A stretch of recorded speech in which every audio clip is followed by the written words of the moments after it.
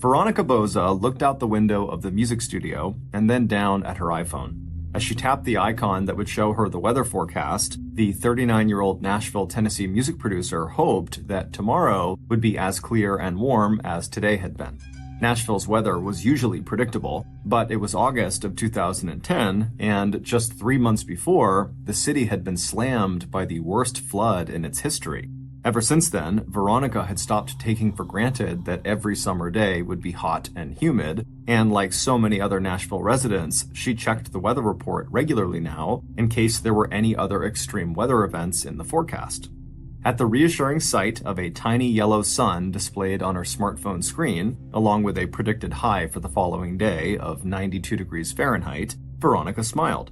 She and her 9-year-old son, Jordan, had already decided that if Saturday's weather was sunny and hot, they were going to spend all day at the community pool in their new neighborhood. After putting her phone away, Veronica gathered her things and began getting ready to leave the studio and head for home where Jordan was waiting for her. But on Veronica's way out the door, one of her coworkers reached out and put a hand on Veronica's arm. As Veronica stopped and looked questioningly at her friend, the woman asked quietly, "Hey, Veronica, is everything okay?" Veronica smiled, her warm brown eyes almost as dark as her hair. She loved her job here in the city known as the music capital of the world, and she also loved the fact that she worked with such a tight-knit community of people who genuinely cared about each other's lives. It had not exactly been a secret that Veronica was going through a tough divorce and that Jordan, who sometimes accompanied his mother to work, had become a bit withdrawn and clingy as his parents worked out their personal and legal differences. But when it came to her divorce, at least at work, Veronica tried not to dwell on the pain and personal difficulties she'd been experiencing. But even though she wasn't necessarily sharing these feelings at work, the fact was that Veronica was feeling some anxiety. She and her husband Tim had been married for 15 years. They had met and fallen in love shortly after Veronica had immigrated to the US from Italy in 1994. They had both been in their mid-20s when they met, and they both had big dreams. Tim was a construction worker who had plans to build a home remodeling business. As for Veronica, she wanted to work in the entertainment industry. And for the first dozen years of their marriage, their life together in north-central Tennessee had been good. Tim did build up his business, and while Veronica worked some part-time jobs, she also went back to school and earned a degree in communications. And 7 years after getting married, Tim and Veronica had their only child, their son Jordan, who was the apple of his mother's eye. It had taken Veronica's career a little longer than Tim's to take off, but when it did, and she got a job as a music producer in Nashville, Tennessee, where the Bozes lived, it seemed like the sky was the limit for her. Veronica, who was not only beautiful with her dark hair and features and olive skin, also had that it factor that just made people like her and want to be around her. She was also a devout Catholic who hardly ever missed a Sunday service at her local church. But despite having this celebrity-like style and charisma, Veronica was very modest and never tried to put herself in the spotlight. And in her career, this was literally the case. Her job was to work behind the scenes with recording artists to help them make new music. And in 2009, Veronica was so in demand as a producer that she was asked to produce that year's Country Music Television Awards, which was a very big challenge. But Veronica did a great job, which really elevated her amongst her peers. But as Veronica's star was on the rise, Tim's career was starting to falter. And then, starting in 2007, the construction industry was rocked by the Great Recession. That's when the U.S. housing market went from boom to bust, and large amounts of mortgage-backed investments suddenly lost value. And so around that time, Tim's construction and home remodeling business took a serious hit, putting a strain on the family. In addition to stress over their new financial problems, Veronica's job was becoming so demanding that she was working 10 to 14 hours every day. This while Tim suddenly found himself scrambling for any customers. By 2009, the pressure on the Bozas was just too much, and their marriage collapsed, and the couple filed for divorce. When they split, Veronica moved to an upscale neighborhood 30 minutes outside of Nashville, while Tim had to move back in with his mother. And even though both Tim and Veronica were in agreement on some things, they both loved Jordan and they both were ready to move on with new romantic relationships, the couple had reached an impasse while trying to negotiate a final settlement on child support and a custody arrangement. But finally, it seemed like those last two issues would be resolved, and that by September or early October of that year, the divorce would be final. So, when Veronica looked into her worried coworker's face that Friday afternoon as she was leaving work, Veronica just smiled at her friend and told her how much she appreciated her support, and she assured her that the whole divorce was going to be over soon and that everything would be okay. Her friend smiled back, relieved, and asked Veronica if she had any interesting weekend plans. And Veronica's face lit up as she told her friend that tomorrow she and her son were going to head to the pool for the day. A few minutes later, Veronica was settled into the driver's seat of her dark blue SUV. She reached into her purse, slipped on her sunglasses, and headed west, away from the noise and honky-tonk glamour of the city to Hermitage, a Nashville suburb named for its main landmark, the plantation where Andrew Jackson, the 7th president of the United States, had lived for more than 40 years. Her destination was a quiet, affluent neighborhood just 7 miles south of the famous plantation, a development called Bridgewater, where Veronica and Jordan lived in a 3-story pale brick colonial-style home with black shutters and a covered front porch supported by 6 white columns. Her 2-car garage was located in the back of the house, and she reached the garage by turning down a narrow dead-end street that ran parallel to the street in front of her house. As Veronica turned down that little dead-end road, she felt the same thrill she'd felt 4 months earlier when she'd bought the house. It was perfect for her and Jordan. Her neighbors were friendly but not intrusive, the wooden fence around her backyard gave her and Jordan plenty of privacy, and the whole place just felt very safe and secure. Veronica turned right into her driveway, and after parking her car in the garage, she headed inside to see her son Jordan. The next day, Saturday, went exactly to plan. Veronica and Jordan drove to the nearby community recreation center where the pools sparkled in the sunshine. As Veronica read and sunbathed, Jordan and the other kids splashed and played in the cool water. By the time they got home that afternoon, Jordan was tired and happy, and Veronica was tanned and rested. The next morning, Sunday, August 29th, Veronica bustled around the kitchen making breakfast for both of them. When they were finished eating, Veronica reminded her son to pack his overnight bag with anything special that he wanted to take to his dad's house. The plan that morning was that Veronica and Jordan would go to church, and then afterward, they would meet Jordan's father, Tim, in the parking lot, and he would take Jordan for the next couple of days. By 10 a.m., Veronica and Jordan were climbing into Veronica's car, and a minute later, they were on the road for the 20-minute drive to St. Edward's Church. On the drive, Veronica did her best to hide the stress she was already feeling about seeing Tim. She tried to think instead about her own plans for the afternoon. She and her new boyfriend, Brian, were going to visit Fall Creek Falls, a beautiful state park 2 hours southeast of Bridgewater. Veronica pictured the mountains and waterfalls, and by the time the church came into view, Veronica could feel herself relax, just a little. After parking the car, she and Jordan headed inside to their usual pew, where Veronica started glancing through the church bulletin and greeting other parishioners.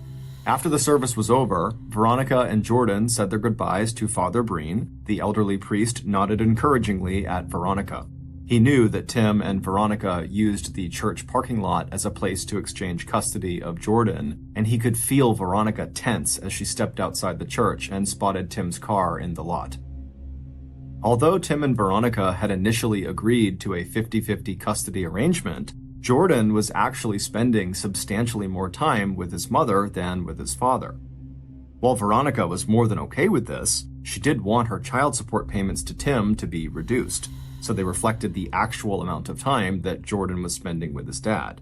But hopefully, their lawyers could work something out, and soon, because Veronica really, really wanted this marriage to be over. Taking a deep breath, Veronica slipped her hand into Jordan's, and the two of them walked away from the church down the sidewalk to the parking lot. A few minutes later, she and Jordan had reached Tim, and after exchanging only a few curt words with her estranged husband, Veronica gave Jordan a big hug and told him to have a great time with his dad and with his grandmother. Then Veronica turned around and headed back toward her car. As she walked, she looked up and saw Father Breen still standing in the doorway of the church. She waved and smiled at him, and he did the same back. When Veronica reached her car, she climbed inside, turned it on, and then began the 20-minute drive back home. She already missed her son, but she'd be seeing him in a few days. And in the meantime, she did get to have some alone time with Brian. Veronica and Brian were both music and TV producers, and when they'd met about 6 months earlier, the chemistry between them had been instant. And over the last several months, their feelings for each other had only deepened and grown stronger. As Veronica pulled into the Bridgewater neighborhood, she glanced at her watch. It was just after noon. She and Brian had already spoke on the phone earlier that day, and the plan was for him to meet her at her house around this time so they could head out to Falls Creek Falls.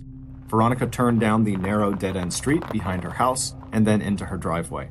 She opened her garage door, she drove inside, and was about to push the garage door remote again to close the garage door behind her when she paused. She had noticed something in her rearview mirror as soon as she pulled into the garage, and so to get a better look, she turned around in her seat and looked out her car's back window. And sure enough, there, outside, on her driveway, was something totally unusual that should not have been there. About 20 minutes later, at 12:30 p.m., the 911 dispatcher at the Metropolitan Nashville Police Department received a frantic call from a man who identified himself as Brian Robinson. He was standing inside the house belonging to his girlfriend, Veronica Boza, and Veronica was dead. No, he had not checked for a pulse. No, he had not tried to render any medical assistance. Please, he said, giving dispatch the address, just get here. By 12:50 p.m., police cars and medical personnel lined the quiet street in front of the stately pale brick colonial house with more vehicles and flashing lights parked out back in the driveway. The white pillared porch and perimeter of the house were soon cordoned off with yellow crime scene tape. Inside the house, veteran homicide detectives Johnny Crumby and Andrew Injachok stood in the spacious living room looking down at the ruined and mangled body of one of Nashville's rising stars. Veronica lay on her side on the living room floor. Spread out around her on the polished wooden floorboards was a pool of blood that had already started to darken and thicken at the edges. Veronica had been shot at close range at least 4 times. Even without an autopsy report, it was clear from the abrasions on Veronica's forearms, the open door of her car, and the spilled contents of her purse in the garage that Veronica had at first tried to outrun her attacker. But when that didn't work, she had most likely turned and stood her ground, attempting to fight her attacker off. The motive for this crime did not appear to be a robbery, since investigators quickly found money and checks in plain sight in the house, along with $300 in cash inside the kitchen pantry. But a quick check of Veronica's SUV, the garage, her purse pockets and tabletops, as well as drawers, did show that at least one important thing was missing, and that was Veronica's white iPhone. Meanwhile, the crime scene technicians had also found one important piece of physical evidence. At first glance, it had appeared to police that the killer had picked up all the shell casings from the bullets they fired into Veronica's body. But after moving aside the furniture in the living room, crime scene techs had found their first critical clue. Snugged up against the baseboard behind the white sofa was a single shell casing that the killer must have left behind in their rush to leave the house. Now, looking down at the grisly scene in front of them, even the seasoned detectives were shocked at the brutality of this crime. Although the murder rate in Nashville was almost twice the national average, very few of those homicides were ever committed in affluent neighborhoods like Bridgewater. On the other hand, as these detectives knew, Tennessee was a state that ranked in the top 5 in terms of domestic violence and domestic violence-related homicides. As crime scene technicians began moving through the house, dusting for fingerprints, taking pictures, and marking and bagging evidence, Detectives Crumby and Injachok headed for the back door. The first person they wanted to talk to was Veronica's boyfriend. Not only had Brian found Veronica's body, but his reaction to that discovery had raised some red flags for the detectives.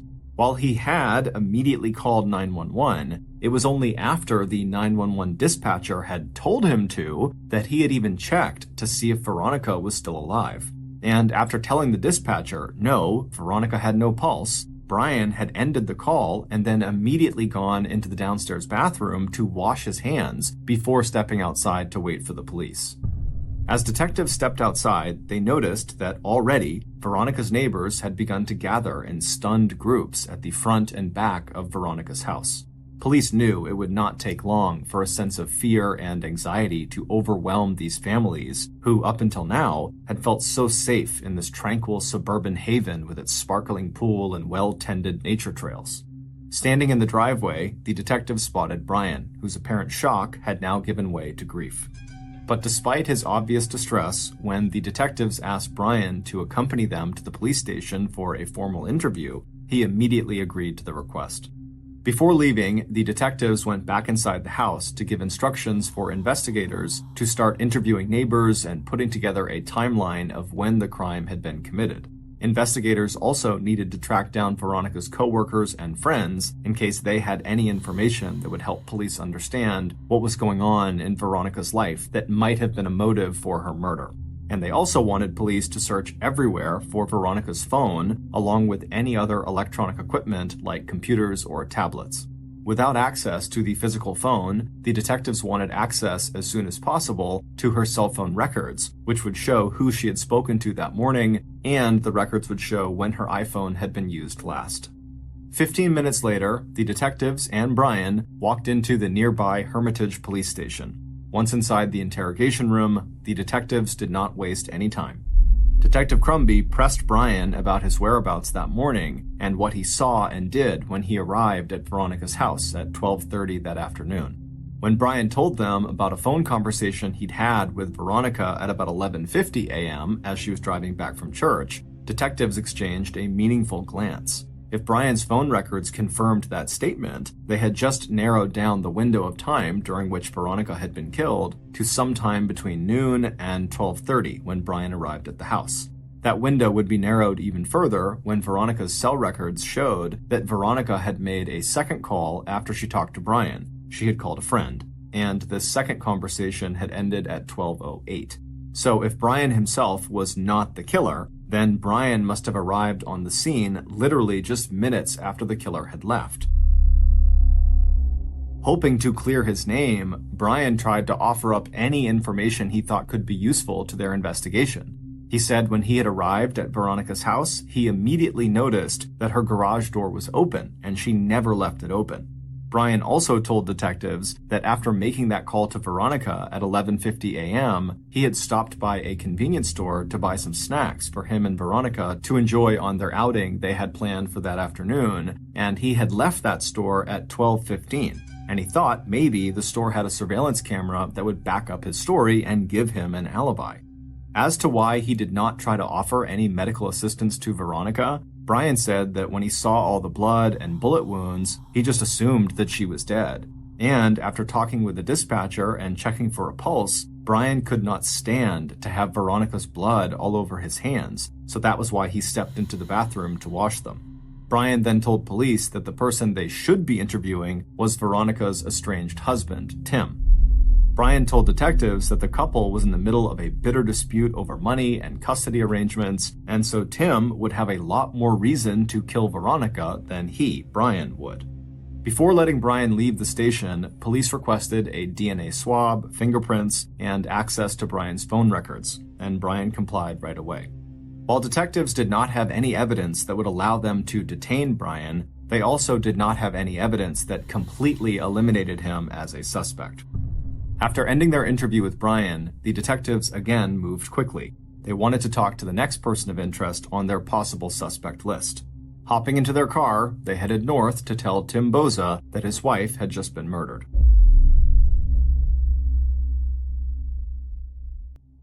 Tim answered their knock on the front door of his mother's house in Robertson County, a 35-minute drive from the church parking lot where Tim had picked up Jordan earlier that day. After hearing the news of Veronica's death, Tim seemed most upset not by the murder, but at the prospect of having to tell his 9-year-old son that his mother was now dead. After making plans to leave Jordan at his sister's house, Tim willingly accompanied the detectives to the police station for a formal interview. By 7 p.m. that night, he was sitting in a police interrogation room, answering pointed questions about his financial problems, how much money he stood to lose in the divorce, and the statements they'd heard about the couple's volatile relationship. Tim admitted that he and Veronica were not getting along, and that he was worried that Veronica was going to try to limit the time Tim could have custody of his son. Tim also told police that he had not wanted the divorce, suggesting that Veronica's long workdays and high-powered job had put as much strain on the marriage as Tim's money troubles had. Tim also suggested that his wife had been unfaithful. Detectives were surprised that Tim was speaking so openly about marital problems that could be seen as motives for murder, but when pressed by Detective Crumby, who told Tim, quote, "Something about you doesn't seem right," Tim pushed right back. He understood that police were only doing their job. He was the soon-to-be ex-husband, and they had to investigate his possible involvement, but he insisted that he had had nothing to do with the murder. He also told police that he could account for all of his movements that day, starting with the time he left the church parking lot at 11:45 a.m. with Jordan. Tim told detectives that after he had arrived home, he had left his son with his mother, so Jordan's grandmother, at the house, and then Tim had gone out to a home supply store to get the materials he needed to make a plumbing repair, and then he also made a stop at a local grocery store to buy some soda for Jordan. Tim produced time-stamped receipts and suggested that the police see if either store had surveillance cameras that could confirm where he was that day. Like Veronica's boyfriend, Brian, Tim also agreed to give police a DNA swab. He allowed them to take photographs of him and said it was perfectly fine if police wanted to examine his phone and confirm the list of calls Tim had made that day. That night, while waiting for the autopsy report and the crime lab's report on evidence collected at the crime scene, Detectives Crumby and Injachok started poring over the cell phone records they had obtained from the phones belonging to Tim, Brian, and Veronica. And that's when they noticed that there was one number that appeared dozens of times in Tim's phone records. It belonged to Tim's business partner, Coy Cotham, who went by the name Corey Cotham. Since Tim had already told the police that he had made several calls that day to Corey, it wasn't the identity of this caller that surprised the detectives. It was the number of calls back and forth between Corey and Tim, including 13 separate calls on the day of Veronica's murder and dozens of calls and text messages over the previous days and weeks. Intrigued, detectives ran a background check on Corey, and they were stunned to find out that he had 2 prior convictions for aggravated assault. The detectives finished work late that evening, feeling good about the progress they'd made so far. But by mid-morning the next day, so a day after Veronica was killed, August 30th, that sense of optimism had disappeared. The alibis for their 2 main suspects, Tim and Brian, had both come back rock solid. Surveillance footage would confirm that Tim was not anywhere near the crime scene when Veronica was murdered. And similarly, police were able to confirm that Brian had in fact left a convenience store at 12:15 p.m., and given that he called 911 at 12:30 p.m., just 15 minutes later, to report finding Veronica, that would not have left him enough time to commit the murder. Interviews with friends and neighbors had also failed to shine any light on what might have happened, especially with Tim and Brian in the clear. One neighbor had reported seeing a light-colored van or SUV on the road behind Veronica's house, but this neighbor could not identify the make or model, and he didn't get a license number, and he didn't get a good look at the driver. The shell casing that was found inside of Veronica's house, which turned out to be a match for the bullets recovered from the crime scene, it should be noted that all the bullets that had been fired at Veronica went through her, so they were able to find the bullets on the ground. That match was still an important clue, but only if they had a way to find out where the gun was now and who had used it. Suddenly, in the face of these disappointments, those phone records that the police were collecting and the name Corey Cotham had become the detectives' best and possibly only remaining leads. Convinced that a deeper analysis of data from the cell phones, along with the records of the calls, might generate new leads, the Metropolitan Nashville Police asked for help from the Tennessee Bureau of Investigation. The Bureau agreed and assigned one of its experts in computer and mobile device forensics to the Veronica Boza murder investigation. So, after turning over Tim's phone and all the phone records they had to the Tennessee Bureau of Investigation, Local investigators reached out to their new person of interest, Corey Cotham, and asked him for an interview, to which he agreed. But, like both Tim and Brian, Corey also had an alibi for the day of Veronica's murder. He told police he had spent the day at the home of a girlfriend in the Nashville area and that she could confirm this. As for any involvement in Veronica's murder, Corey said he had nothing to do with it. Unlike Tim and Brian, Corey refused to let police access his cell phone, which he said was locked inside of his vehicle. He also refused to give police a DNA swab. The detectives, who now wondered if maybe Corey had also been involved in some kind of a relationship with Veronica, responded by getting a search warrant that would allow them to impound Corey's car and examine everything inside of it, including his phone. They also got a warrant for a DNA swab and photographs of Corey. Detectives now had their suspicions about Corey, but no hard evidence that connected him to Veronica's murder. So Corey, like Tim and Brian, was allowed to leave. After searching Corey's car and retrieving his phone, detectives immediately turned it over to the Tennessee Bureau of Investigation, and then the detectives turned their own attention to investigating Corey's alibi. Using the phone number Corey had given them, they contacted Corey's girlfriend in Nashville, Jenny Addington, who agreed to meet them in the parking lot of a shopping mall near her home. And then, once again, detectives hit a dead end.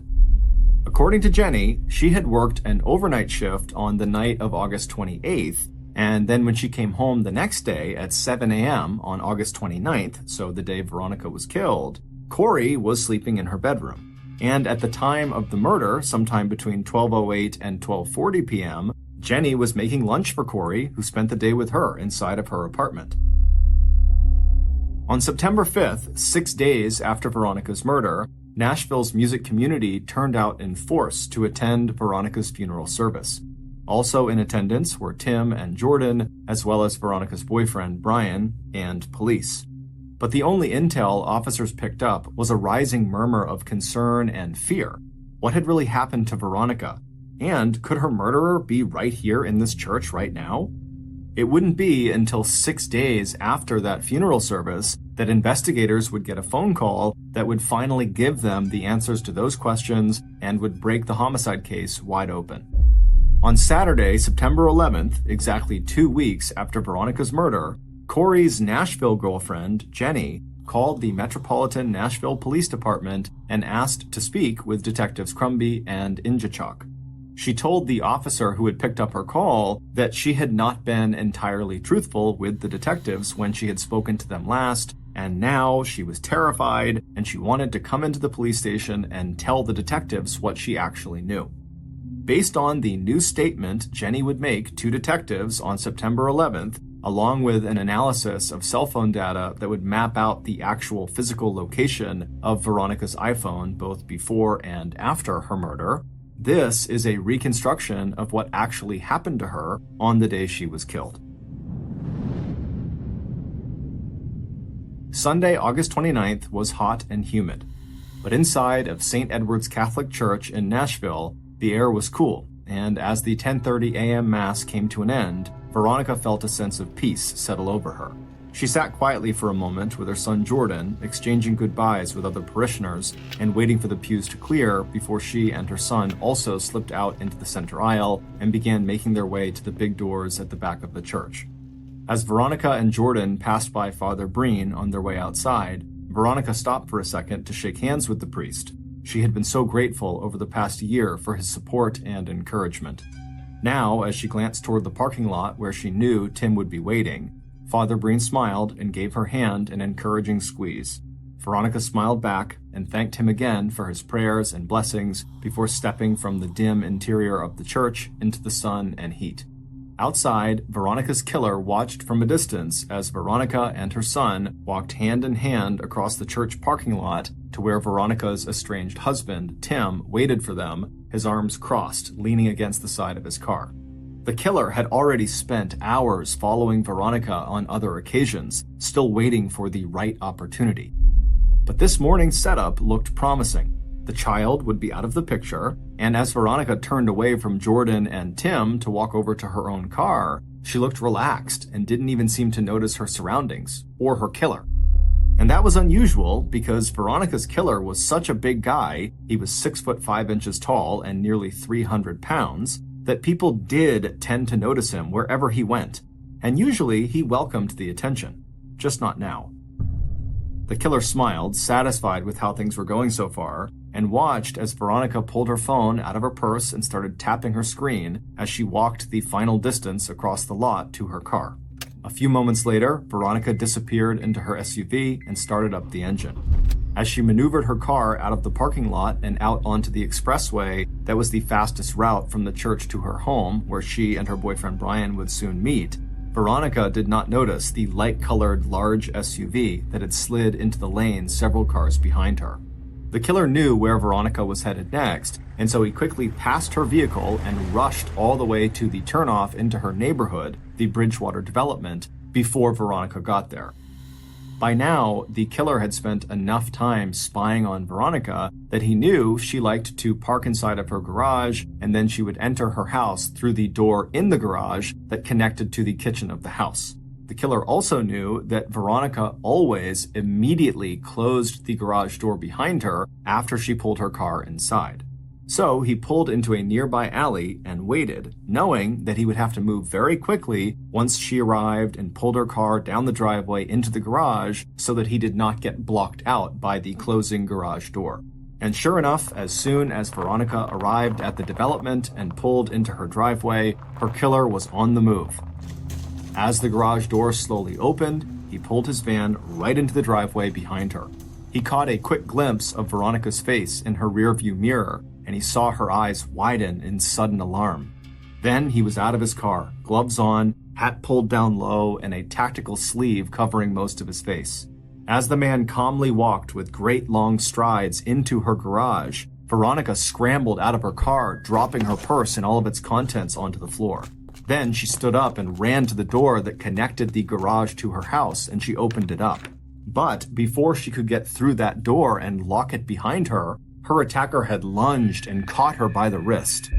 Adrenaline now flooding through Veronica's body, she twisted violently out of his grasp and then flung herself forward, falling first into the kitchen, and then after getting back onto her feet, she lunged even farther into the house, into the living room. As she did this, she and her attacker, who was still right behind her, smashed into tables and chairs and paintings and knocked things off counters and tabletops in the wall, until finally, in the living room, Veronica's killer grabbed hold of her arm again, and he spun Veronica around to face him while he simultaneously raised his pistol and began firing. At least 4 shots were fired from the killer's high-point semi-automatic weapon. One of the bullets hit Veronica's right shoulder and arm, breaking bones before exiting her body. A second bullet entered above and behind her left ear and then exited on the other side of her head between her right ear and forehead. Another bullet that had entered her left ear ricocheted inside of her skull and then exited just above her right eye. The killer, seeing Veronica now bleeding out on the polished wood floor of her living room, knew without a doubt that the 2 shots he had fired into her head were lethal. Pausing only to catch his breath, Veronica's killer quickly scooped up the spent shell casings from the floor before taking off back to the garage and grabbing Veronica's white iPhone off the garage floor before jumping into his large SUV. Later that day, the killer would call a friend and ask for instructions on how to unlock an iPhone and also how to remove the battery from an iPhone. But for now, as he was making his escape, the killer simply powered off Veronica's iPhone, put it in his pocket, and then drove as casually as he could out of the Bridgewater development and headed back to the expressway and began driving towards Nashville. Earlier that same morning, Jenny arrived home from her overnight shift, not at 7 a.m. as she had first told detectives, but at about 9:30 a.m. Her boyfriend, Corey, was not there at the time. Tired, Jenny immediately showered and then went right to bed. Because she lived with roommates that she did not entirely trust, Jenny actually kept her handbag with her in the bed as she slept. It contained her wallet and her car keys. At some point that morning, shortly after Jenny had climbed into bed, Jenny woke up to find Corey bending over her. When he kissed her and told her he was going out for a little while, she wondered sleepily if he was also slipping his hand under her covers to grab the keys to her minivan. But since her only concern at the moment was just to go back to sleep, Jenny turned over again and closed her eyes. She didn't wake up again until mid-afternoon. That was when Corey woke her and told her he wanted to take her out to an early dinner at a restaurant near Nashville called TGI Fridays. They got into Corey's car, a champagne-colored Cadillac Escalade with a vanity license plate that read Big Man, and headed off for their evening out. At some point along the way, a thin white phone slipped off the console of Corey's Escalade and landed on the floor. Jenny leaned down, picked up the iPhone, and put it back on the console next to the black Android phone that she recognized as Corey's. She didn't ask him where the white phone had come from. Jenny knew that Corey had all kinds of business dealings with all kinds of people, and she suspected that some of that business and some of those people were pretty shady. It had been Corey, after all, who had convinced Jenny to steal her soon-to-be ex-husband's high-point 9mm handgun, along with plenty of ammunition, back in July. At the time, Corey said that Jenny might need it for protection, and she had been carrying it around ever since in the back of her minivan in a red-maroon lunch bag. Except that Jenny's ex had filed a stolen weapon report with police, and when Jenny had gone to look for the gun a few weeks ago, thinking she should just return it in case police decided to come question her about the missing weapon, the gun and the maroon bag had disappeared from her car. She'd asked Corey at the time if he'd taken it, since he sometimes borrowed her van and also helped her now and then take groceries out of the rear compartment, but he denied ever touching it. By the afternoon of the following day, Monday, August 30th, Corey was in a terrible mood. He told Jenny that police were after him for information about the recent murder of his business partner's wife, and that they had impounded both his Cadillac Escalade and his cell phone. Corey told her that she really needed to help him out. Just to get the cops off of his back, he told them that he had been with her all day yesterday, and if police got in touch with her, that's what she should tell them. That he'd been at the apartment with her from 7 a.m. till they left the apartment together to go eat dinner at TGI Fridays. Jenny agreed because she knew this wasn't really a request, it was an order, and she knew better than to cross Corey when he was in one of his moods. But it wasn't until after police did talk to Jenny that evening outside of the strip mall, and she confirmed Corey's alibi, that Jenny started to feel uneasy and a little afraid about having done what Corey had told her to do. As details of Veronica's murder started being reported all over the news, Jenny thought again about that missing gun that she had taken from her ex and about that white iPhone she had seen in Corey's Escalade. And then things got even worse. It turned out that one of Corey's acquaintances had told police that Corey had asked him to clean a high-point pistol for Corey, and that Corey had brought the weapon to him inside of a maroon lunch bag. And shortly after that development, Jenny had overheard Corey making plans to leave the United States for Barbados, an island country in the West Indies. Worried that she was about to get caught in the middle of a legal mess, and increasingly afraid that Corey was the person who had taken that gun out of her minivan, Jenny decided she had to come clean to police about Corey's alibi. So on September 11th, Jenny called the Metropolitan Nashville Police and told Detectives Injachok and Crumby the truth about Corey's alibi. That on the morning of Sunday, August 29th, Jenny had no idea where Corey was between 7 a.m. and mid-afternoon when he woke her up to bring her to TGI Fridays. After this admission, Jenny agreed to fully cooperate with police. She also agreed to a DNA swab and allowed police to examine her phone. And police quickly ruled Jenny herself out as a suspect, since her phone was nowhere near the crime scene when Veronica was murdered. But what Jenny didn't know when she called the detectives to tell the truth was that the police had actually already come to the conclusion that Corey had to be the killer. According to the phone forensics expert from the Tennessee Bureau of Investigation, on the day of Veronica's murder, even though her phone had been powered off, they were able to track its position. And on that day, after her death, Veronica's white iPhone followed the exact same track as another phone. And that phone was Corey's black Android. It would turn out Jenny's suspicions were correct. Corey had indeed taken the gun from the back of her minivan, and he had used that gun to kill Veronica Boza. He would be arrested on September 21st, 23 days after the murder. But that was not the end of this murder investigation, because police were about to uncover one final unbelievable twist to the Veronica Boza homicide, which was literally the kind of thing you would expect to see in a movie. It would turn out Corey was not Veronica's only killer. Although this other killer was far away from the Bridgewater development at the time of the crime, and he never so much as touched the weapon that was used to kill his wife, it was Tim Bouza, Veronica's estranged husband, who had first planted the idea that led to Veronica's death. Back in late June, early July, bitter and broke over a divorce that looked like it would end with him getting less time than he wanted with his son and less money than he wanted from Victoria, Tim and his business partner and best friend, Corey Cotham, who was also broke and also facing relationship issues, started talking about a crisscross murder scheme, just like the one that Hollywood actors Danny DeVito and Billy Crystal played out in the 1987 comedy thriller Throw Mama from the Train, where Billy Crystal's character agrees to murder the mother of Danny DeVito's character, and Danny DeVito's character agrees to murder the wife of Billy Crystal's character. But unlike in the movie, where neither the overbearing mother or the deceitful wife is actually killed, Corey and Tim decided they should do this and actually follow through. The plan was that Corey would kill Veronica for Tim, which he did, and in exchange, Tim would kill the ex-husband of one of Corey's girlfriends for Corey. However, Tim did not get a chance to commit that murder before they were caught. And although Tim later denied that the two men had any kind of formal agreement to carry out either murder, investigators would go on to find plenty of evidence to the contrary, at least when it came to the murder of Tim's wife, Veronica. That evidence included the 13 phone calls that Tim and Corey exchanged on the day Veronica was killed, along with several text messages in which the men planned the murder. And just after the murder, Tim got an update from Corey saying, quote, "It's done."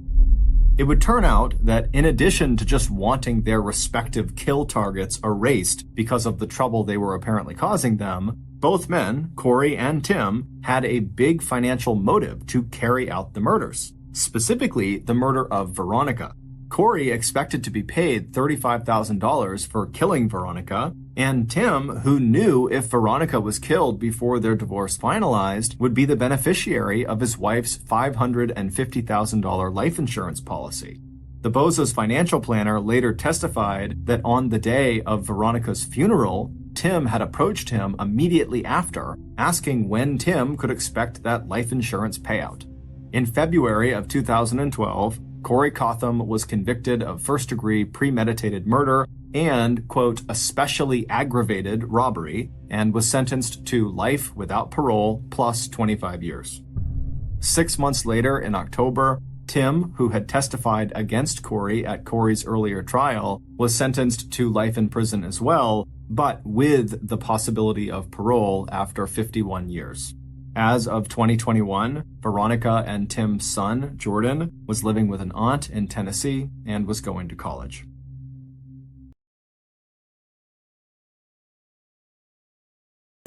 Japan is comprised of 4 major islands. The northernmost island is called Hokkaido, and on Hokkaido there is this beautiful national park called Daisetsuzan that is nicknamed the Playground of the Gods, because the park is basically all these huge mountains that stretch up into the clouds. The tallest mountain inside of this park is Mount Asa Hidake, which reaches an elevation over 7,500 feet, and it is a very popular hiking destination. The trail that brings you to the summit of Mount Asa Hidake is considered relatively straightforward. It's pretty much just a straight line. But there is one very tricky spot. On the way up, as you get closer and closer to the summit, the trees begin to disappear and you're left with this kind of open landscape where the trail becomes fairly ambiguous. It's hard to know where you're going. And so hikers are instructed to look for a landmark, which is this big square boulder that's known as Safe Rock. And once you get to Safe Rock, apparently the rest of the trail is easy to identify and follow all the way up to the summit.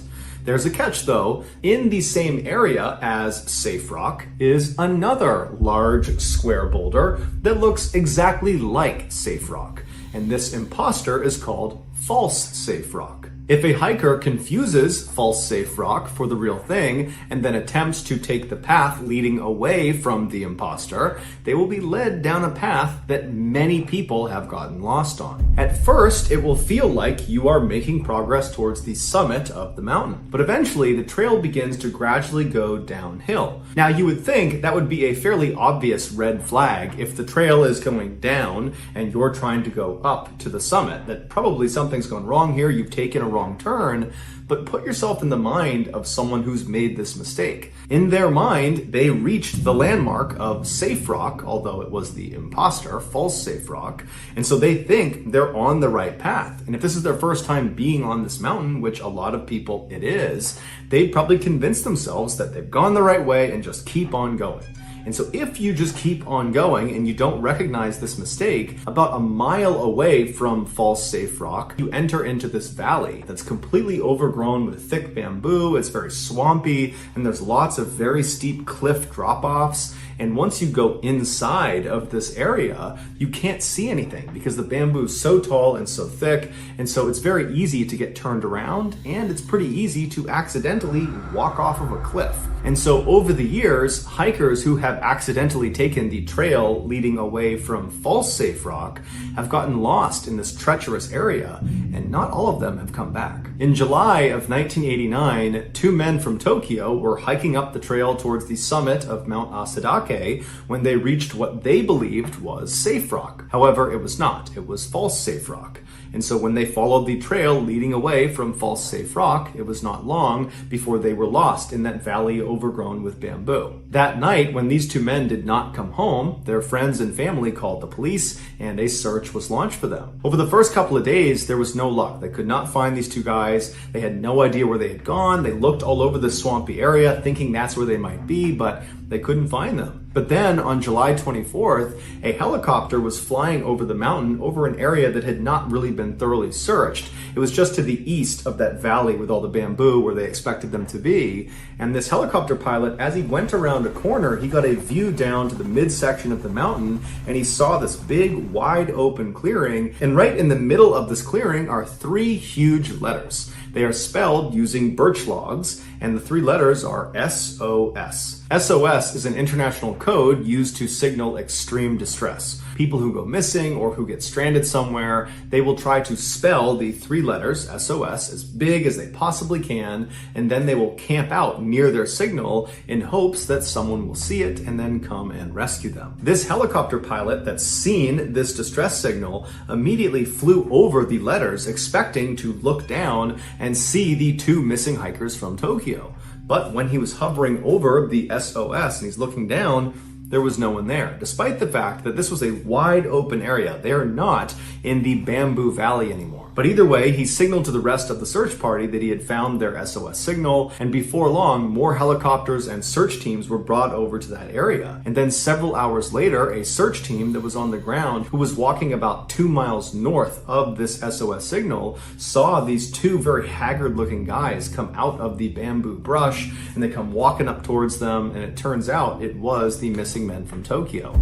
They were very ragged, they were dehydrated and famished, and they were kind of on the brink of death, but they were alive and they were extremely happy to have been found. And so a helicopter was brought in, the two men were flown out to the nearest hospital, and then after receiving medical care, it was determined they would both make full recoveries. Excited by this news, the pilot and some of the other rescuers went to the men's hospital room to pay them a visit. And over the course of their conversation, the pilot brings up to the two men that they were really smart to build that SOS signal, that in fact, had they not built the SOS, it's unlikely anyone would have found them.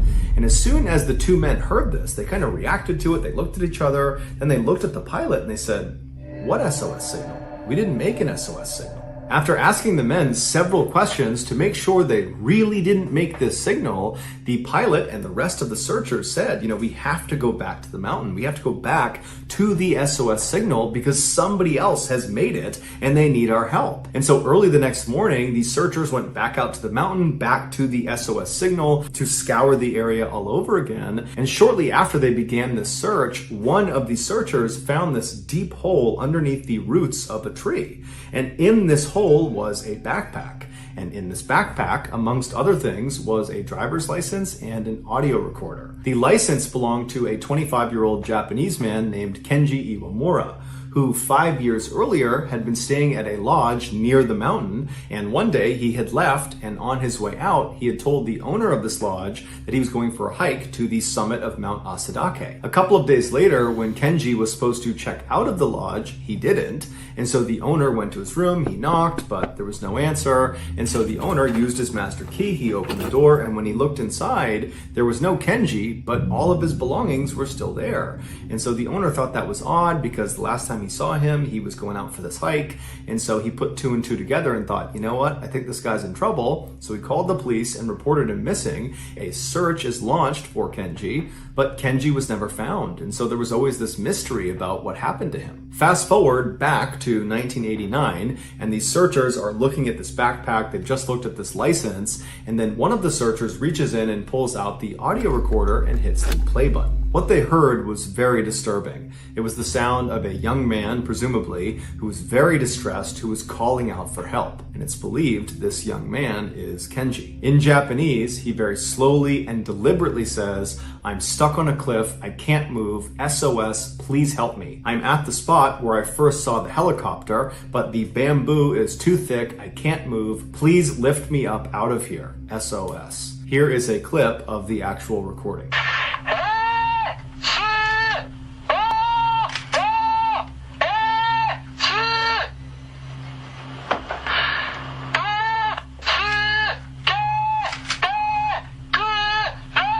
At this point, it seemed fairly obvious to police that based on the proximity of the backpack to the SOS letters and the fact that the recording, which was in the backpack, had Kenji literally saying SOS. He says this on the recording, that Kenji must have been the one who built this SOS sign.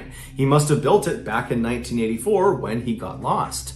And so now that the police believed they had solved the mystery of who built the SOS sign, they now needed to figure out where this person went. Where was Kenji? And so over the next several hours, searchers continued to look around the immediate area of where this backpack was found, and soon they would discover something that, according to police, solved this 5-year-old mystery. They figured out what happened to Kenji. Now, there is no official police narrative, at least not online, that explains step by step what happened to Kenji. So what I'm about to share with you is what I was able to deduce from all of the official reporting that I could find online. In 1984, Kenji left his lodge and headed for the summit of Mount Asahidake, and on the way up, he most likely mistook the false safe rock for the safe rock, and just like the two men from Tokyo would do 5 years later, Kenji went down the wrong path and got lost in that valley covered in bamboo. At some point, Kenji stopped trying to find his way back to the trail and instead tried to just go down the mountain any way he could.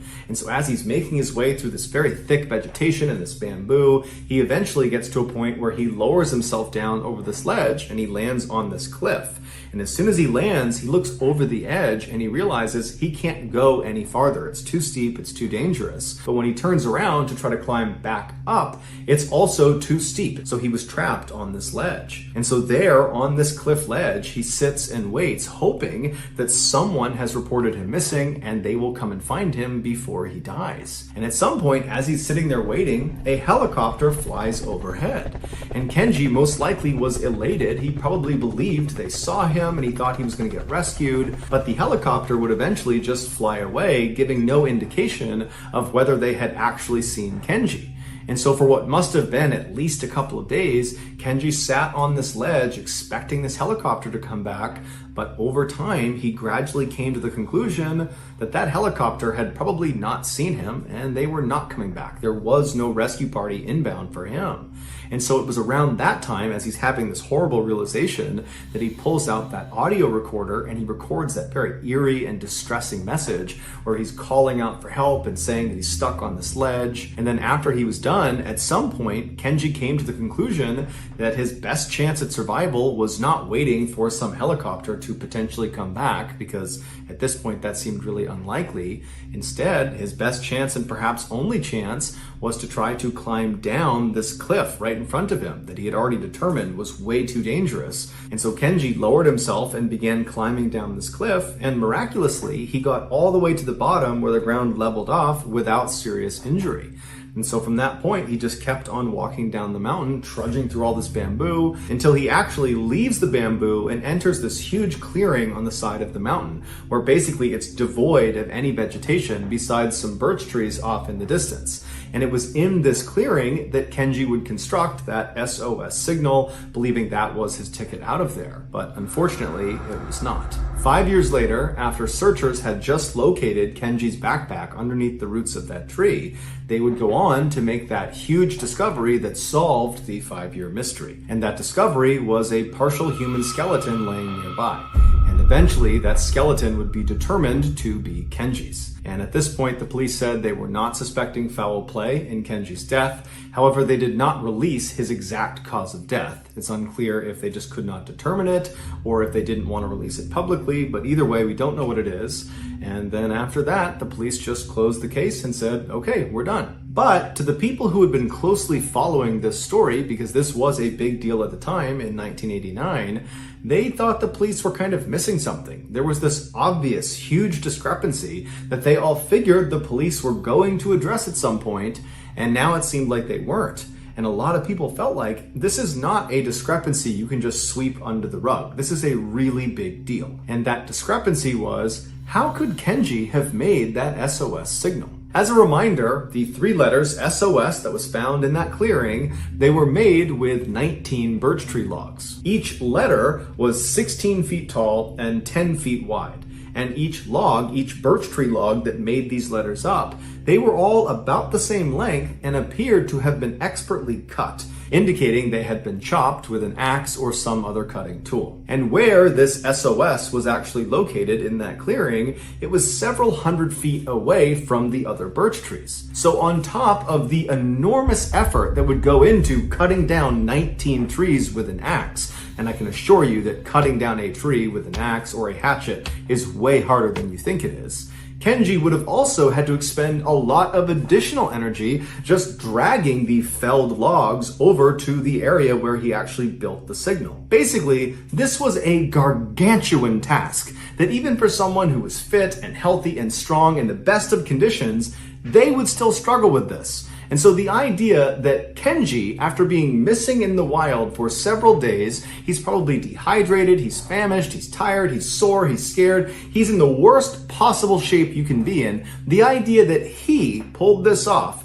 is kind of unbelievable. And in fact, the person who did Kenji's autopsy would say that Kenji was not physically capable of putting together that SOS signal. He was just too weak.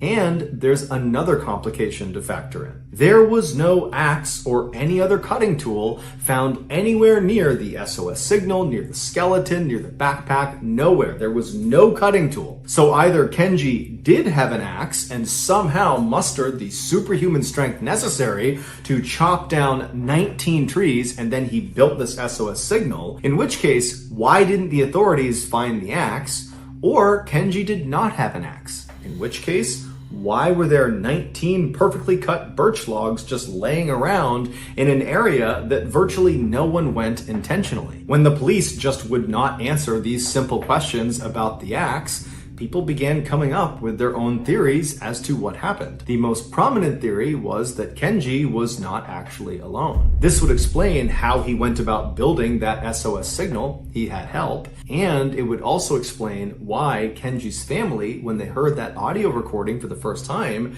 they said, that doesn't sound like our son. And so according to this additional person theory, that recording wasn't of Kenji. It was of this other person, this additional person. People who subscribe to this theory also point out that originally the skeleton was not classified as belonging to Kenji. It was classified as belonging to some unknown female with type O blood. The media and the public went crazy at this revelation, and very quickly the police were being hit with lots of questions about this development, which they had no idea what to say about it. And so they looked kind of bad in the media. They didn't have very many answers. They didn't have any leads. The pressure was building. And then all of a sudden the police say, oh, we looked at the bones again, and it turns out they were not type O blood female. They were actually type A blood male, which conveniently is the same sex and blood type as Kenji. Some say this was a pure fabrication by police to very conveniently tie up all the loose ends of a case they were doing a very bad job solving, that in reality, those were not Kenji's bones. Kenji's still somewhere out there. We haven't found him yet, and those bones belong to some unknown female with type O blood, and she was the additional person. But the reality is, even if this additional person theory is plausible, it's highly unlikely it will ever be looked at seriously by authorities, because at this point, the case is considered closed. So as of now, the only thing we can all say with certainty is that an SOS sign on the side of this mountain saved the lives of 2 men from Tokyo in 1989. But exactly who the sign builder or builders were, and then what happened to them, still remains a mystery for many people. So that's going to do it, guys. If you found the secret in today's episode, let us know in the comments section what it is and where you found it. So give us the timestamp. And if you're the first to do that, we'll pin